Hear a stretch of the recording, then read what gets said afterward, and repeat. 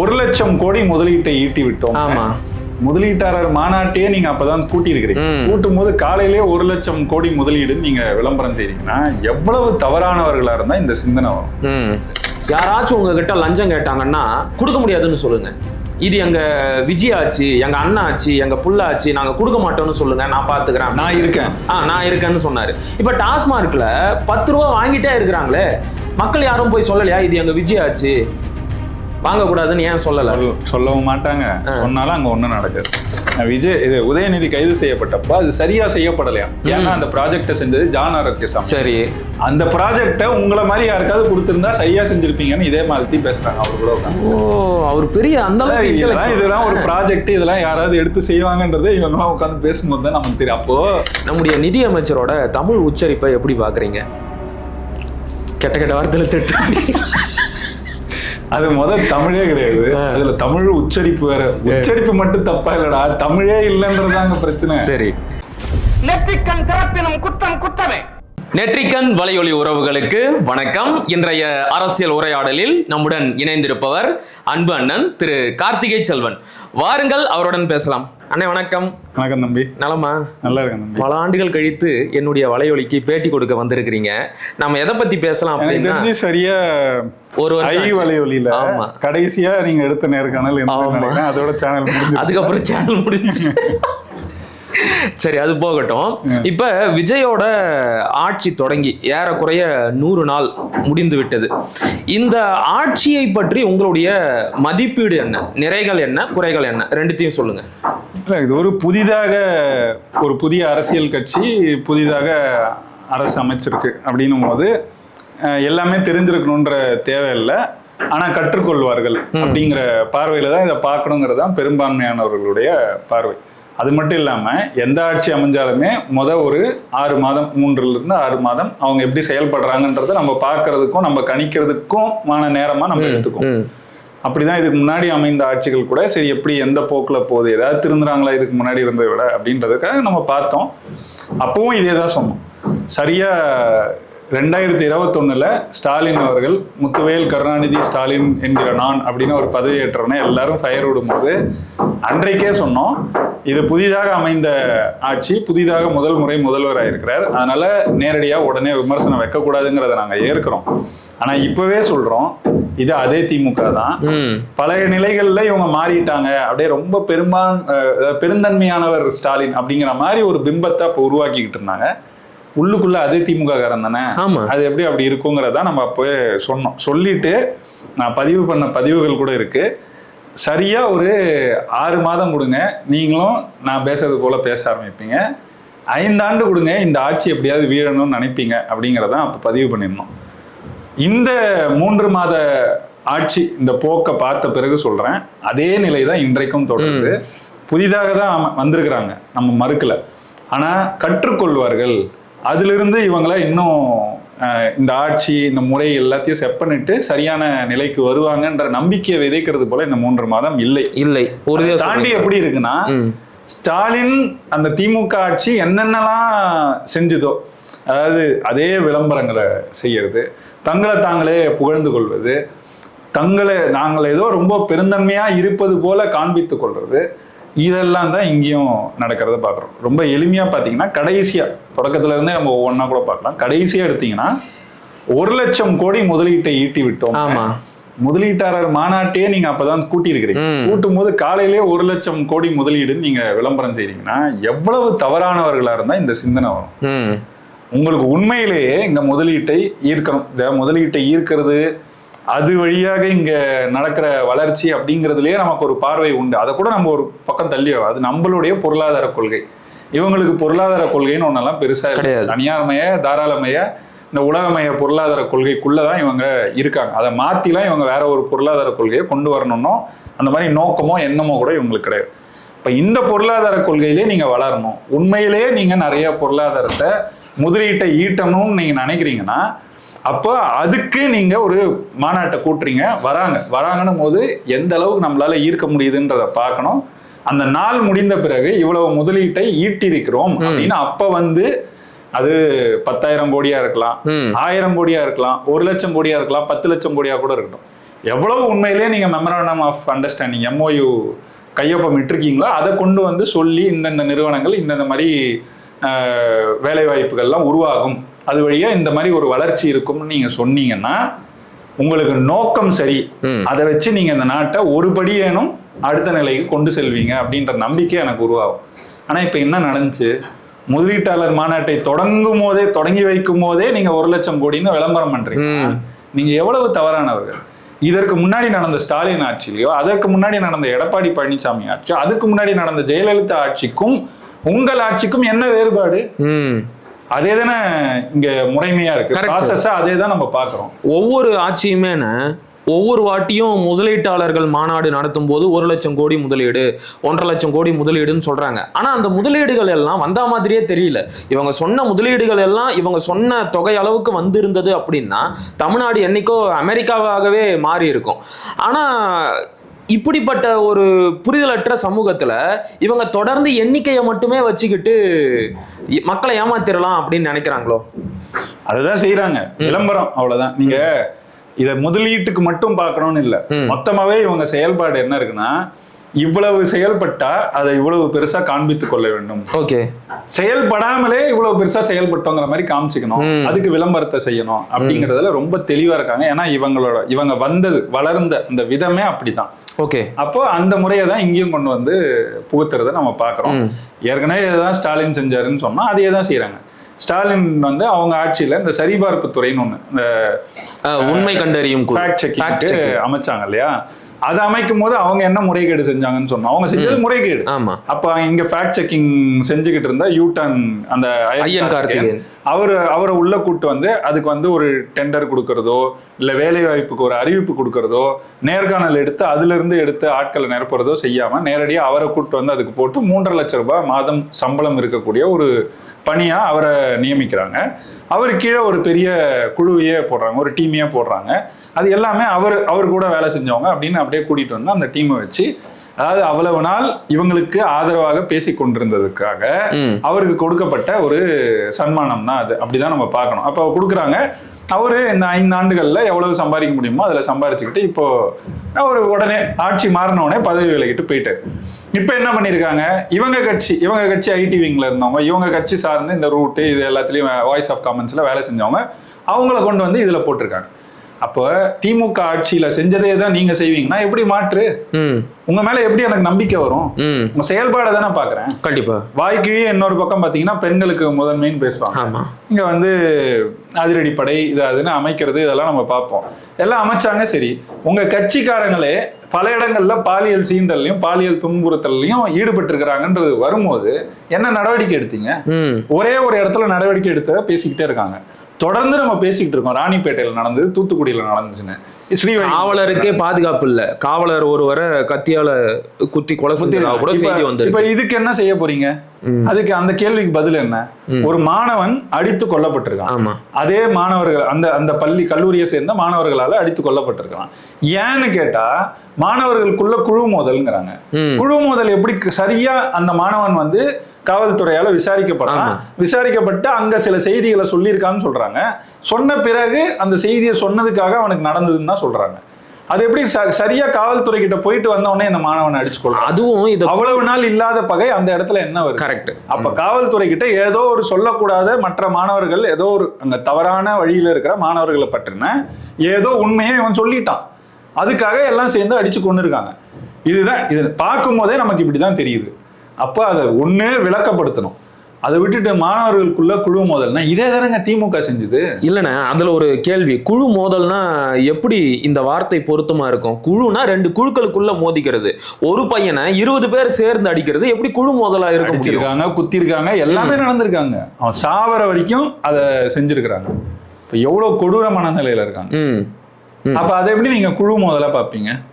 Correct. இதே மாதிரி தான் வேங்கை வயலுக்கு நம்ம இத்தனை ஆண்டு கேட்கும் போது அவங்களே பண்ணிட்டு அவங்களே குடிச்சிட்டாங்கன்னு சொல்லி அதை முடிக்க பார்த்தாங்க. அப்ப அதை எதிர்த்தோம்ல எல்லாம். கண்டிப்பா எல்லாருமே. அதே தானே நமக்கு இங்கேயும் பார்க்க வேண்டியது. எப்படி அந்த ஆட்சி முறையே நீங்க கொடுப்பீங்கன்னா நீங்க எப்படி மாற்று? முதல்ல காவல்துறை கிட்ட புகார் அளித்தவர்களோட அடையாளங்களையும் விவரங்களையும் வெளியிடக்கூடாது.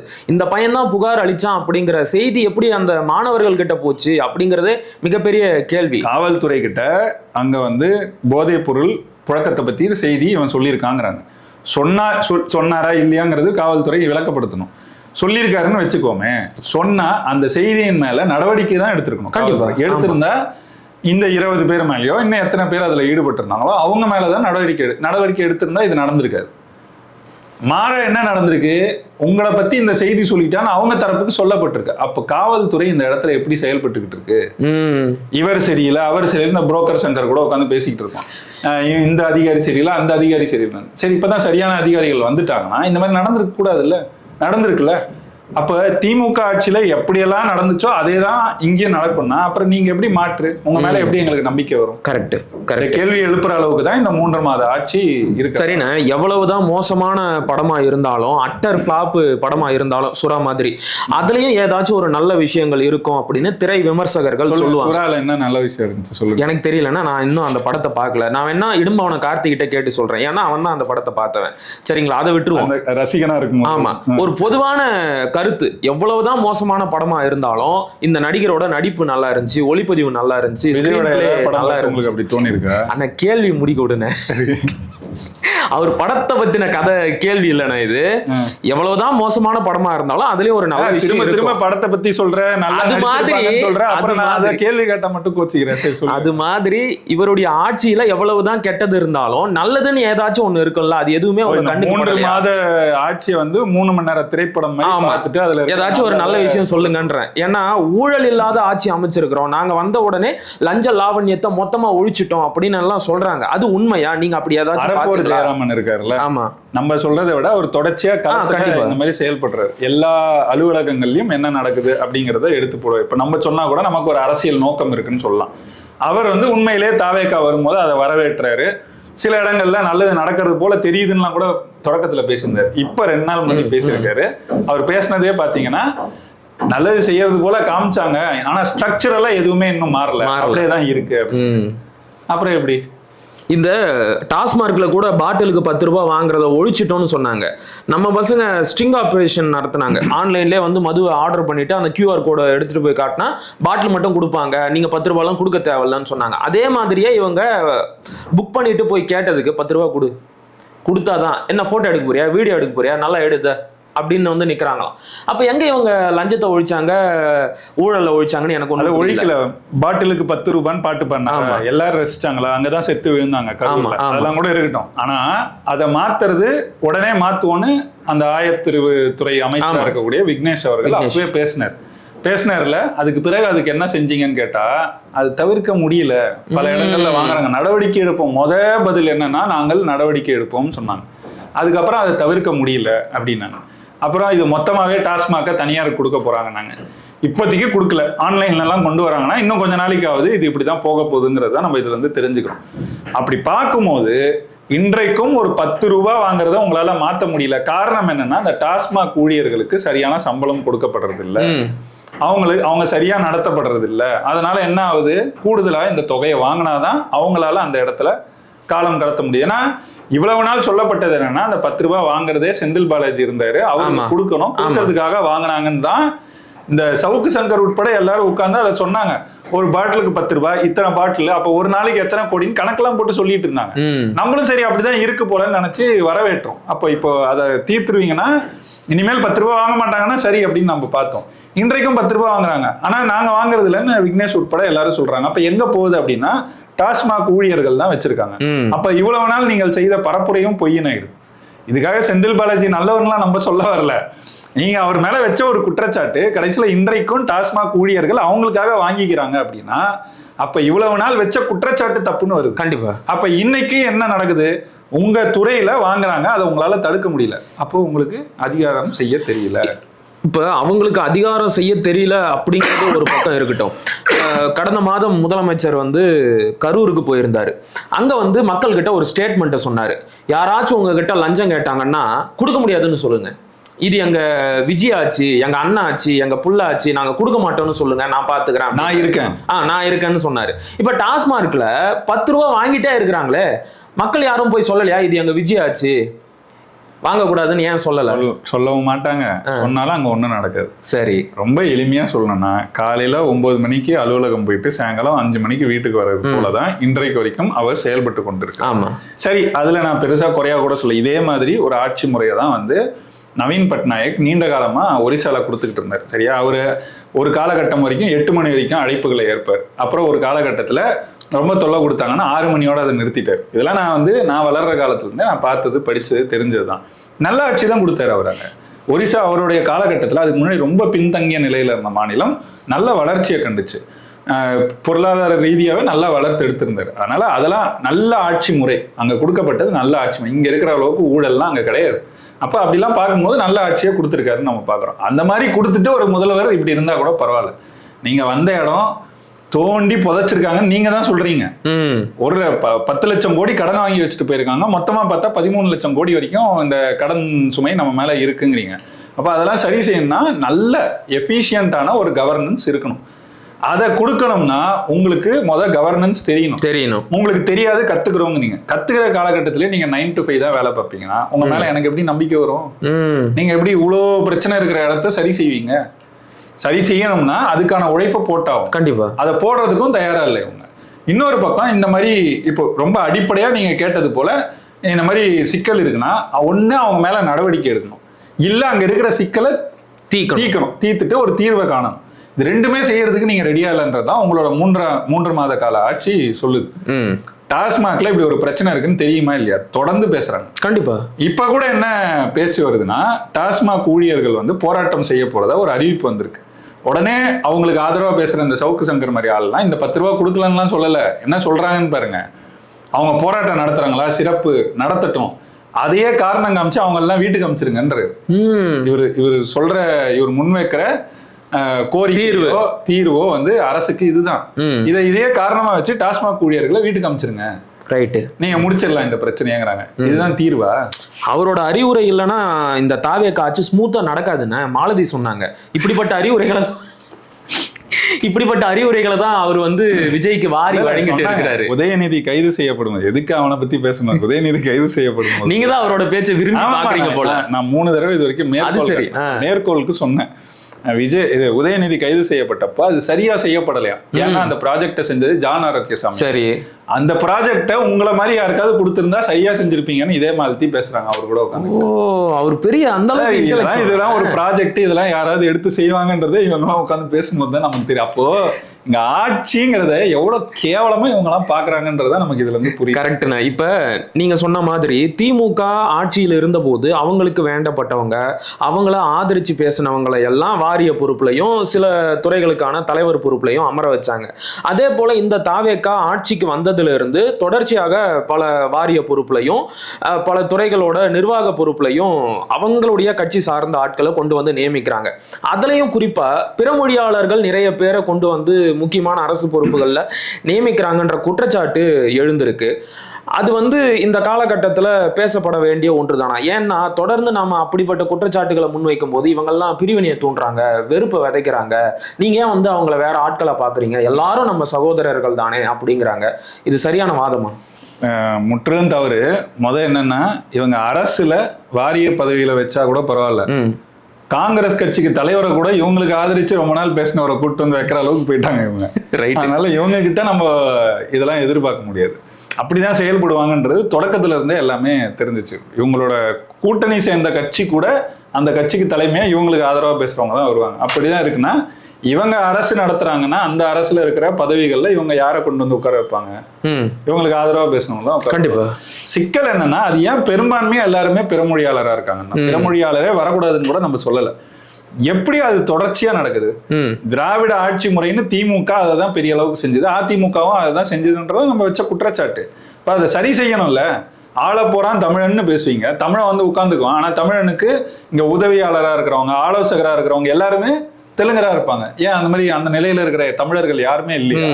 இல்ல எல்லாருமே என்ன திமுக அதிமுக ஆதரவா தான் இருக்காங்களா?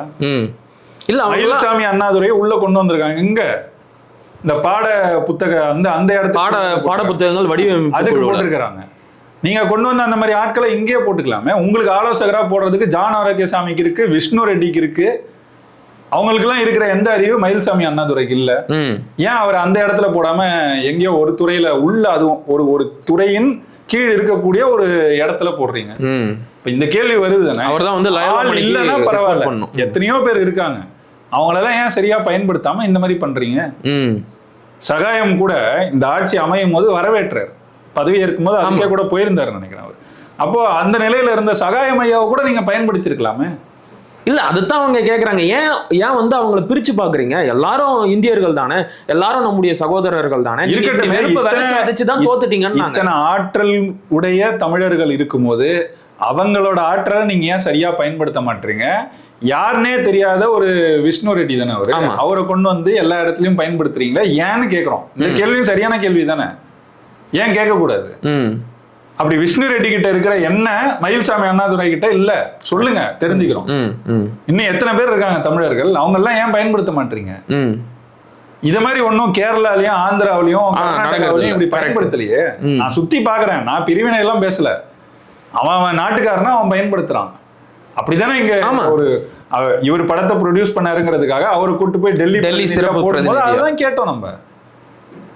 காவிரிக்கு இப்ப தமிழ்தாய் வாழ்த்து கூட இவங்க ஒரு தீர்மானம் நிறைவேற்றினாங்க. அந்த தீர்மானத்தை டெல்லி பிரதிநிதித்துக்கிட்ட கொடுத்து அங்க இருக்கிற ஆட்சியாளர்கிட்ட கொடுக்கணும்ல. கண்டிப்பா. இப்ப காவிரிக்கு இவங்க ஒரு தீர்மானம் நிறைவேற்றுறாங்கன்னா அந்த தீர்மானம் அங்க போகணும்ல. நீட்டுக்கு ஒரு தீர்மானம் போடுறாங்கன்னா அது அங்க போகணும்ல. வெறும் லெட்டர் எழுதிட்டு உட்கார்ந்து இருக்கிறதுக்கு எதுக்கு முதல்வர் நீங்க தான் கேட்டீங்க. இவரே தான் கரெக்ட், அவரே தான் அந்த குற்றச்சாட்டை முன் வச்சாரு. அப்ப அதையே நீங்க செய்யும் போது அந்த கேள்வி நாங்க உங்களை நோக்கி வைக்க தானே செய்வோம். அப்ப அதை நீங்க மாத்தணும்ல. அதுக்கு தானே டெல்லி பிரதிநிதி. கண்டிப்பா டெல்லி பிரதிநிதி தமிழ்நாட்டின் வாயாக அங்க பேச வேண்டும்ல, பேசலையே. அந்த கேள்வி கேட்பாங்க தானே. அந்த இடத்துல கொண்டு போய் ஒரு கன்னடரோ தெலுங்கரோ ஏதோ ஒண்ணு நீங்க சொல்றீங்க போட்டிருக்காங்க அப்படின்னா அது எப்படி சரின்ற கேள்வி சரிதானே. இப்ப உங்களை சார்ந்த ஒரு கேள்வி, நீங்க வந்து தமிழ் மீட்சி பாசராய் மாநில ஒருங்கிணைப்பாளர், நம்முடைய நிதி அமைச்சரோட தமிழ் உச்சரிப்பை எப்படி பாக்குறீங்க? கெட்ட கெட்ட வார்த்தையில திட்டு. அது முதல் தமிழே கிடையாது, அதுல தமிழ் உச்சரிப்பு வேற. உச்சரிப்பு மட்டும் தப்பா இல்லடா, தமிழே இல்லைன்றதாங்க பிரச்சனை. சரி, ஒரு அரை மணி நேரம் இப்ப நம்ம பேசியிருக்கோம், அரை மணி நேரம் பேசியிருக்கோம்னு வச்சுக்கோங்க.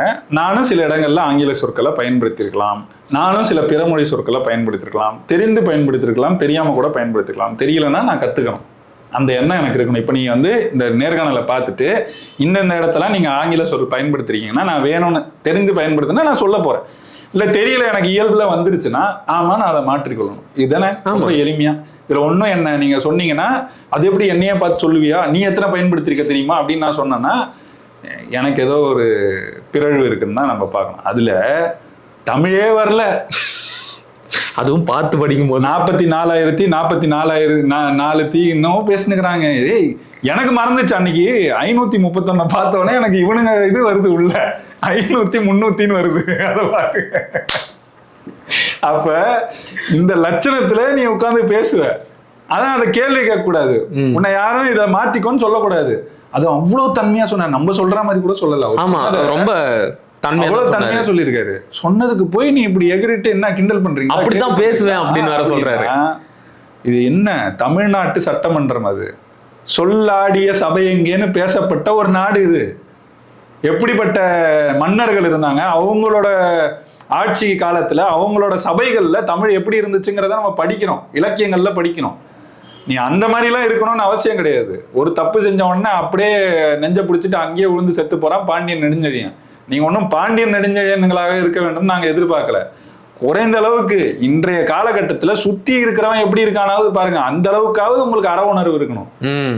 ஒரு கர்நாடகாவில் ஒரு கவுன்சிலர் தமிழர் ஜெயிக்கிறாரு தம்பி, பதவியே இருக்க முடியல அவரால் கடைசி வரைக்கும். கேரளாவில் ஒரு தமிழர் வந்து இந்த இடுக்கி மாவட்டத்தில் சட்டமன்ற உறுப்பினராக தேர்வு செய்யப்பட்டாங்க. அவங்களால தமிழ்ல பதவி பிரமாணம் எடுத்துக்க முடியல, உறுதிமொழி ஏற்பாடு செய்ய முடியல அவங்களால. ஆனா தமிழ்நாடு சட்டமன்றத்துல தமிழ்நாட்டை சேர்ந்த கிருஷ்ணகிரியை சேர்ந்த எம்பி வந்து அங்க போயிட்டு தெலுங்குலயே இப்ப இந்த நிலையெல்லாம் நம்ம மாத்தணும்னு சொல்றோம். அப்ப இதை மாத்தணும்னு சொல்ற தமிழர்கள் தமிழை சரியா பேசணும்ல. நீ மத்தவன் எல்லாரையும் திட்டுவ, மற்ற நாட்டுல உன் மொழியை பேச விடலன்னு நீ இங்க வந்து குரல் எழுப்ப. ஆனா உன் நாட்டுல நிதியமைச்சர் நிதிநிலை அறிக்கையை படிக்கும் போது தமிழே வரல அவருக்கு. அப்ப அதை எப்படி பார்க்கணும் நாங்க? ரைட்டு. அடுத்து கொடுத்த வாக்குறுதிகளை வந்து சரியா நிறைவேற்றல அப்படிங்கிற குற்றச்சாட்டும் இந்த ஆட்சி மேல முன்வைக்கப்படுது. அதுக்கு இவங்களை மட்டுமே நாம குற்றம் சொல்லிட முடியுமா? ஏன்னா கடந்த காலத்துல ஆளுங்கட்சியாக இருந்தவர்கள் திமுக, அதிமுக யாராக இருந்தாலும் அதிகப்படியான கடனை வாங்கி இந்த நாட்டோட பொருளாதாரத்தை இக்கட்டான சூழல்ல தள்ளிட்டாங்க.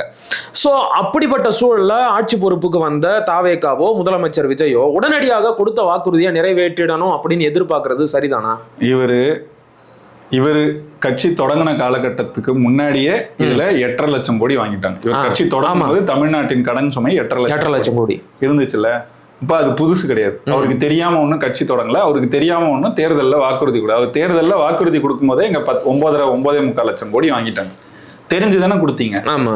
கொடுக்கும்போது நீங்க என்ன சொன்னீங்க? நம்ம ஆட்சிக்கு வந்தா அடுத்த நாள்ல இருந்து பெண்கள் தமிழ்நாடு முழுக்க எங்க வேணா இலவசமா பேருந்துல போயிட்டு வரலாம்னு சொன்னாரா? கண்டிப்பா. நம்ம ஆட்சிக்கு வந்தா உடனடியாக ஒரு ஆண்டுக்கு 12 சிலிண்டர் 6 சிலிண்டர் வந்து நாங்க கொடுப்போம்னு சொன்னார்.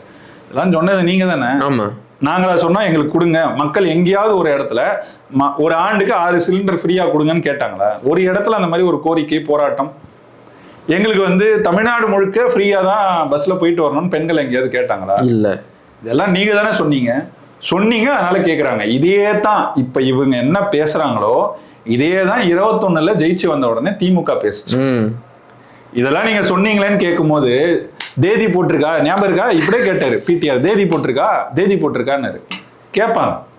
தேதி போட்டிருக்கான்றதுக்கு பதில் சொல்லிட்டாங்களே மக்கள்.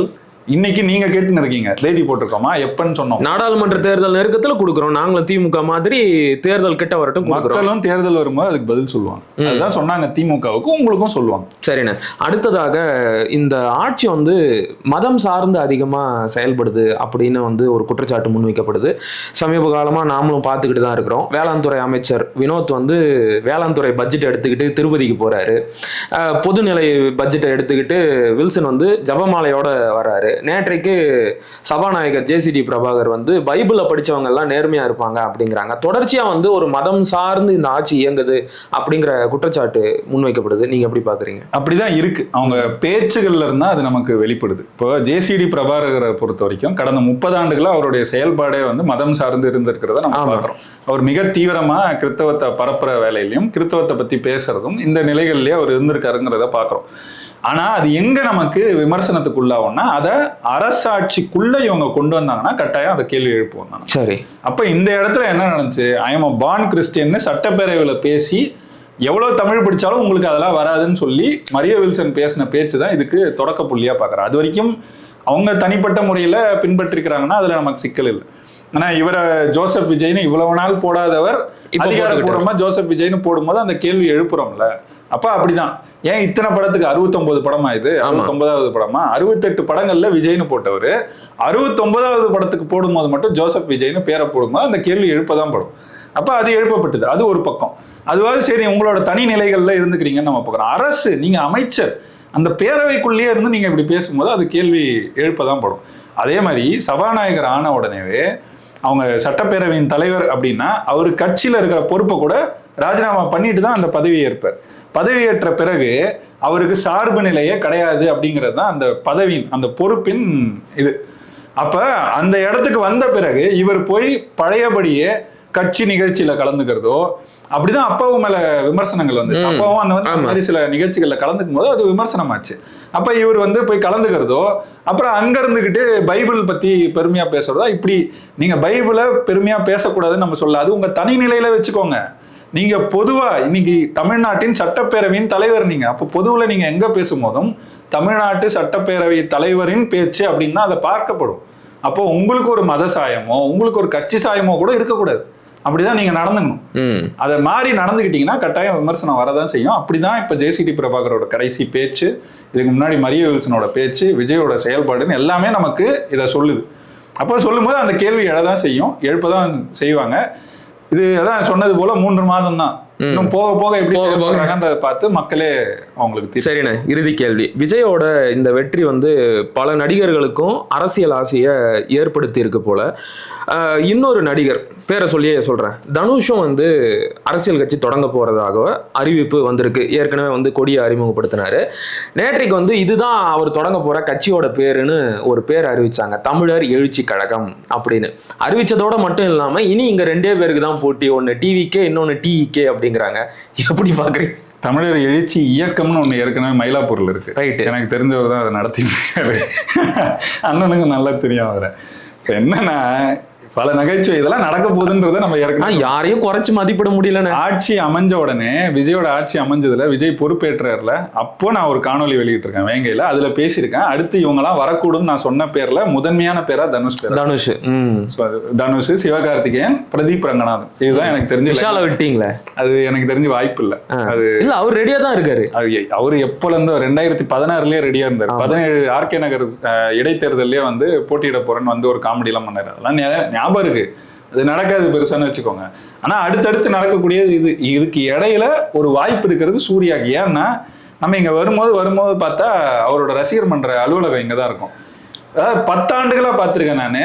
அந்த போர்டை மாத்தாம பழைய போர்டு, ரொம்ப அழிஞ்சு போன நிலையில அந்த போர்டு இருக்கும். திடீர்னு பாத்தீங்கன்னா சூர்யா ரசிகர் மன்றம், கார்த்தி ரசிகர் மன்றம் போர்டை மாத்தி இருக்கிறாங்க. கொடி ஒண்ணு பறந்துருக்குமே.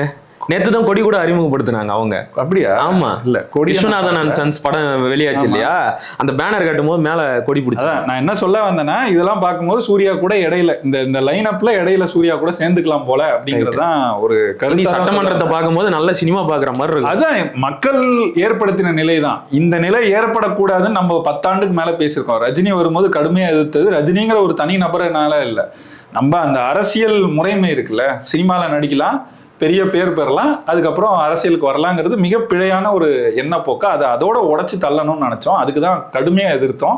அது முடியும் போது அதோட முடிஞ்சதுன்னு நினைச்சோம். ஆனா அதுக்கு பிறகு இப்படி ஒண்ணு நடக்கும்னு நம்ம யாருமே பெருசா எதிர்பார்க்கல. அதுவும் இவ்வளவு விரைவா ஆட்சி அதிகாரத்துக்கு வர அளவுக்கு நடக்கும்ன்றது அவங்களே எதிர்பார்க்கல. இப்ப இது நடந்துருச்சு. நடந்ததை நம்ம இப்பவும் சொல்றோம், அண்ணன் சொன்னது போல ஒரு அரசியல் பேரிடர் தான் நடந்துருச்சு. ஆனா இதுக்கப்புறமாவது மக்கள் வந்து இதுல இருந்து பாடத்தை கத்துக்கணும். இல்லைன்னா என்ன ஆகும்னு சொல்றேன், அடுத்த தலைமுறை இனிமேல் யாரும் ஸ்கூலுக்கு அனுப்பி படிக்க வைக்க மாட்டாங்க. தனுஷ் ரசிகர் மன்றத்துக்கு போய் சேர்ந்துக்கோ, நீ அடுத்து சிவகார்த்திகேயன் நடிக்க வந்திருக்காரு, அவர் ரசிகர் மன்றம், நீ பிரதீப் ரங்கநாதன் அங்கெல்லாம் போனா கூட வாய்ப்பு கம்மி. பிரதீப் ரங்கநாதன் இப்பதான் வளர்ந்து வர்றாரு, இப்பவே போய் அங்க ரசிகர் மன்றத்துல சேர்ந்து ரசிகர் மன்ற தலைவர் ஆயிட்டுனா நல்லா இருக்கும்னு நினைப்பாங்களா இல்லையா? கண்டிப்பா வாய்ப்பு இருக்கு. எல்லாத்தையும் விதைத்தது திமுக தான். நான் பல மேடைகள்ல பேசியிருக்கேன். அன்பில் மகேஷ் பொய்யாமொழி யாரு? சட்டமன்ற உறுப்பினர், அமைச்சர். இது எல்லாத்துக்கும் முன்னாடி அவர் யாரு? உதயநிதி, அகில உலக உதயநிதி ரசிகர் மன்ற அகில உலக தலைவர். அது வேற நான் செயலாளர்னு சொல்லிட்டேன்னு ஒருத்தர் கோச்சிக்கிட்டாரு அவங்க கட்சி பேச்சாளர் ஒரு இடத்துல. அதாவது இந்த மாதிரி நகைப்புக்குரிய அளவுல தமிழ்நாட்டின் அரசியலை கொண்டு வந்து நிறுத்தியதான் இந்த திராவிடம் 50 ஆண்டுகள்ல செய்த சாதனை. அதோட நீட்சி தான் விஜயின் நீட்சி தான் இப்ப நீங்க சொல்ற தனுஷோ, அடுத்து யார் யார் வராங்களோ எல்லாம். இது நடக்கக்கூடாது. இது ஒரு அவல நிலை. இதை மாற்றணுங்கிறது தான் நம்ம எண்ணம். கருத்தை விதைக்கிறோம், ஏற்றுக்கொள்ள வேண்டியது, ஏற்றுக்காம புறந்தள்ள வேண்டியது மக்களுடைய பொறுப்பு. சரிண்ணே, மகிழ்ச்சி. பல கருத்துக்களுக்கு விரிவான பதில பகிர்ந்துக்கிட்டீங்க. மிக்க மகிழ்ச்சி. நன்றி. நன்றி, வணக்கம்.